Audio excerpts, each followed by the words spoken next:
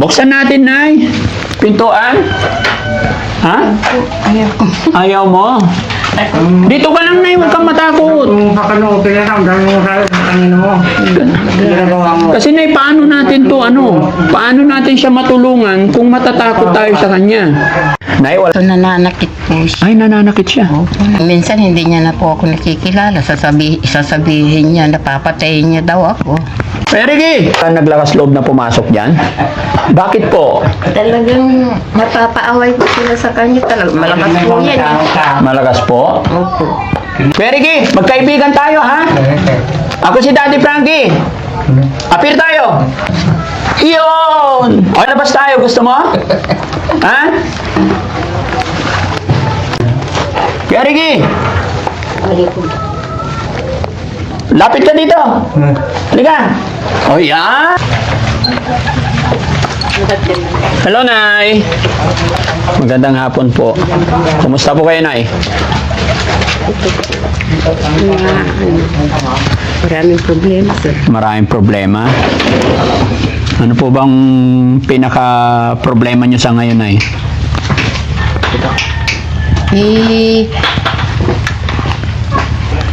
Ulyanin yung nandito sa kabila, tapos si Raul yung nandun sa yun nga po. Problema nyo, ulyanin doon. Opo, at saka may din dyan. Ano meron dyan? Ayun yung anak ko po. Ano nangyari po? Nasiraan po ng ulo. Ilang taon na po yung anak nyo, Nay? Nasa mga 41. 41? Oh. Anong nangyari sa kanya? Bakit sabi mo nasiraan? Nung nag-aral po siya sa Maynila, pinag-aral po namin ng automotive. Opo. Natapos niya din po naman yun, nakapagtrabaho din ng 1 taon po. Tapos nung dumating dito, pagbakasyon po, nakatulala po siya. Hindi naman namin naipagamot agad-agad po noon kasi mahirap lang po ang buhay. Namamasukan lang po ako sa nakatulong. Nangangatulong kayo noon. Kaya hindi nyo siya naipagamot. By the way, Nay, ano po pangalan ni Nanay? Teresita Publico. Ilang taon na po kayo, Nay? 70 po. Ilan po anak nyo? 6 po. So, anong pangalan ng anak nyo na nagkasakit? Ricky Publico po. Ricky. Opo. So, sabi nila sa akin ay nakakulong na po siya Nandyan sa kwarto po niya. sa kwarto. Gaano na siya katagal dyan? Mga 8 years na po siya dyan. Tapos, nung mag-uumpisa pa lang, medyo matagal-tagal na rin po siya. Bago siya nakulong talaga dyan. Hindi nyo po... Pinapabayaan po namin, nagagala-gala dito po nun. Kaso nananakit po siya. Ay, nananakit siya. Opo, nananakit. So, until now, nananakit pa rin po. Opo. Paano nyo nasabing nananakit? Ano po ba yung mga ginawa? Minsan hindi niya na po ako nakikilala. Sasabihin niya, napapatayin niya daw ako. May nakitaan nyo na po bang nanakit talaga o baka salita Oo, lang naman? Hindi, kasi yung kapitbahay namin po dyan na babae, nagsalubong sila dyan sa daan. Pagkatapos na ganyan, akala nung babae, nakalagpas na po siya, nakalayo na siya. Opo. Yun pala, sinundan niya, inano niya sa batok niya po talagang sinuntok niya sa batok niya. Ano nangyari doon sa sinuntok niya, Nay? Nahilo po siya. Ay, nahilo. Pagkatapos sasabihin ng mga anak niya na kung may nangyari daw sa sa nanay nila, siyempre, daw po, kami ang mananagot. Opo. Pero dapat dyan, Nay, sinusurinder natin sa bahay pagamutan para mapagamot. Nadala nyo na po ba sa pagamutan yun? Noon nga pong sa Baguio Mental Health po. Tapos buwan-buwan ko po na i-injikan doon sa Region 1 po. Opo.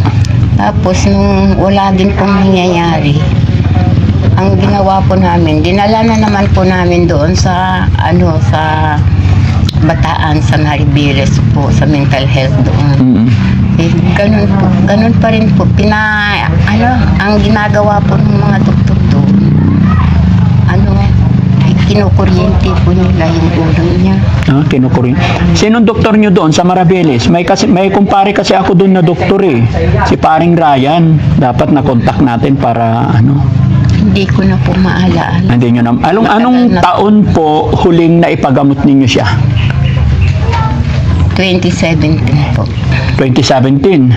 So mula nung 2017 after noon hanggang ngayon wala na pong na-take na gamot? Wala na po kasi tinatapon niya po naman yung gamot na binibigay ko eh. So Nay, by the way, kilala nyo na po ako. Ako si Daddy Frankie. Opo, nakikita ko po kayo doon sa TV. Ay, sa cellphone lagi ko po kayo pinapanood. Salamat, Nay. So pwede ba namin makita na yung anak nyo? Punta natin, Nay. Pwede pumasok sa kwarto niya? Pwede rin. Okay. Anong pangalan niya? Ricky? Opo, Ricky Publico po. Ricky Publico. Maraming kalat.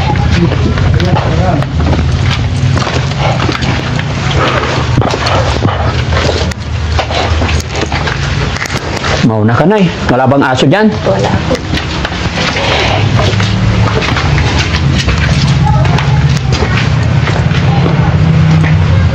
Ah, dito lang siya. Hindi ko naman maano kasi baka bigla niya akong ano din eh. Biglang? Bigla niya po akong suntukin eh. So paano niyo po siya inaalagaan, Nay? Binibigyan ko na lang po siya ng pagkain, merienda, ganun po. So ilang taon na po siya nakatira dyan, Nay? Anong 1915.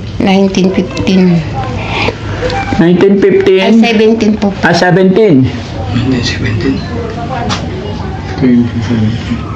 8? 9?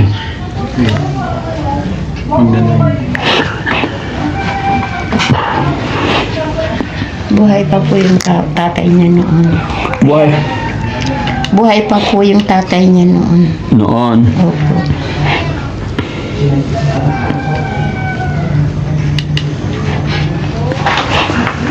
Malakas naman kumain na eh. Malakas. Kaya ano, pag may merienda yun, binibigyan ko siya. Ay, pagkain nga po namin, mauuna ko pang bibigyan kaysa sa aming kakain. May asawa at anak po ba siya, Nay? Binata. Binata pa siya. Pwede natin buksan niya na yung Ay, pintuan? naku, Oo. Wag po, nakakatakot po yan. Bakit po? Pag nagwala po, Nay, dito ka lang. Huwag ka matakot, Nay. Nandito po ako. hindi na lang po. Hindi pwedeng buksan? Hindi na po. Bakit po? Okay na, madami. Pagpasakin yung madami, okay na. Kangkong, okay na. Perigi! Perigi! Apir tayo, Perigi! Okay na. Perigi! Mag-usap tayo. Tanggalin mo yung ano. Okay na pala. Ha? Okay na tama. Perigi! Buksan natin, Nay. Pintuan. Ha? Ayaw ko. Ayaw mo? Dito ka lang, Nay. Huwag kang matakot. Kung kakano, okay na lang. Dami mo sa kanina mo. Ginagawa mo. Kasi, Nay, paano natin to, ano?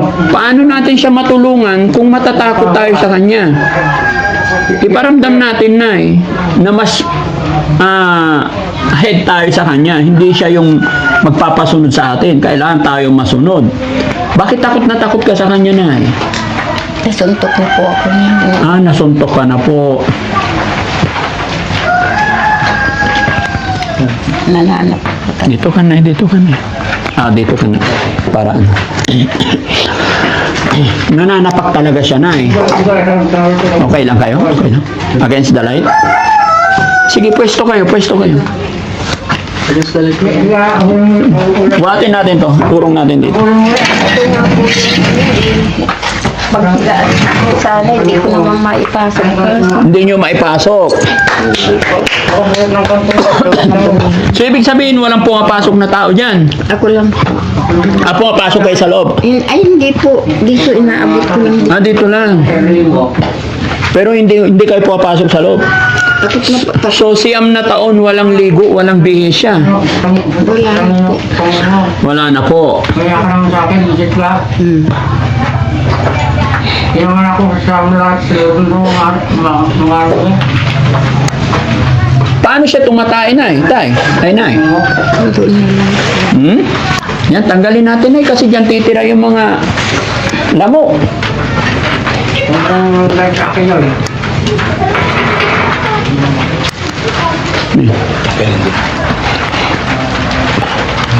Talagang talagang bakal ang pantali. Pero pag natanggal to, Nay, mabubuksan na. Kuya Ricky! Yung kasi o. Kuya Ricky! Yung po. Kuya Ricky! Kuya Ricky! Ayun. Kaibigan ako! Punta ako dyan, ha? Hindi ko. Ha? Hindi ko. Nasa lang lo. Kuya Ricky, mag-usap tayo. Halika. Nasa lang lo. Bili nga ang pagkain. Kami pong bahala, no? Saan siya tumatain, Nay? Yun sa sulok. Kaya pala, Nay, medyo, mabaho na. Kasi dyan na siya tumatay. Tapos hindi na po siya naliligo ng halos 6 na taon. No? Kriminal.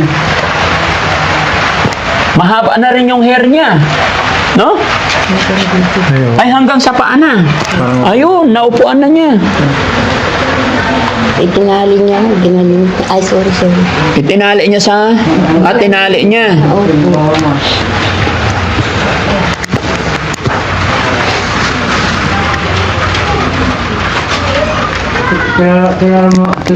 Kilala mo ko kaya magbukas.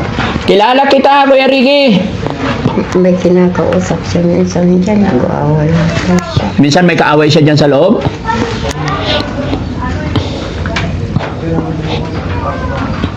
Kuya Ricky.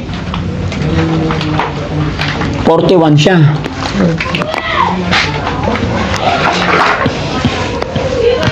Tingnan na. Pahawa. Kilala mo ka?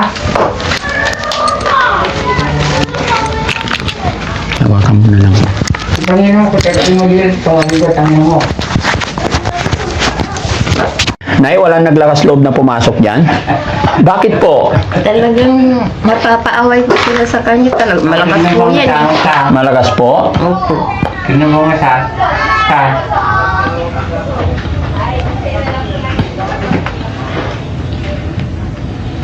Malakas po yan. Malakas. Kuya Ricky! Kuya Ricky!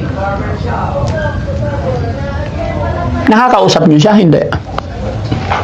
Hindi.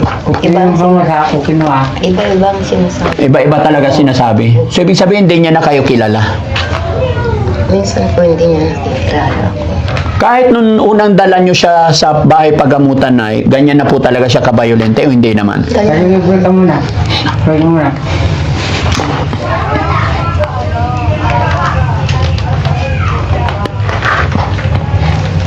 Minsan nga lang, nakakala ako ng tubig dito para paliguan. Inabot niya yung tabo. Binuhusan ako ng binuhusan. Ikaw ang pinaliguan niya. Pati pala dito, nakikilang pa. Basta lang, Nay, iwasan nyo na lang na magkaroon siya ng mga matitigas na bagay dyan. Kasi pag lumapit ka, baka ipukpok niya sa'yo. Ayun nga. Opo. Yun lang iwasan ninyo. Kuya Ricky, bigyan kitang pagkain, oh. Tubig. Ha? Ito, pagkain. Oh, kunin mo. Ayan. Kuya Ricky, magkaibigan tayo, ha? Ako si Daddy Frankie. Apir tayo. Iyon. Oh, ito pa. Ano pangalan mo? Ha? Kuya Ricky.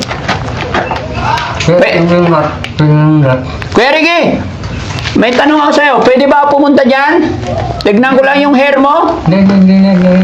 Hindi, titignan ko lang. Ano bang, bakit nandyan ka? Ha? Ayaw mo lumabas? Ngayon na, lalabas tayo. Gusto mo? Ha? Kuya Ricky. O, ito pa, oh. Para may marami kang pagkain. Ayan. Kain ka na.